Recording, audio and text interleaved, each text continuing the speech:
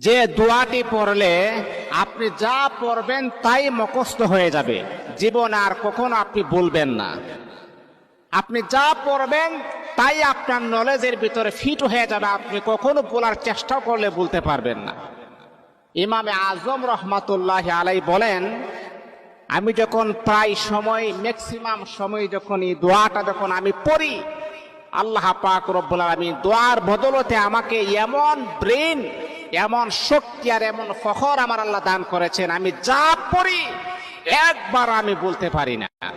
দোয়াটি হচ্ছে আল্লাহুম্মা ইন্না নাস্তাঈনুকা আলা তাআতিক। এই দোয়াটা পড়বেন। আপনার সন্তানের স্মরণ শক্তি খুবই দুর্বল, কম, তাহলে মা বোনদেরকে আমি দৃষ্টি আকর্ষণ করে বলি, বাবাদেরকে বলি, আপনার সন্তানকে দোয়াটা 7 বার পরে মাথার মাঝে আপনি ফু দেন, অথবা 1 গ্লাস পানির মাঝে ফু দিয়ে বলেন পানিটা খাবার জন্যে।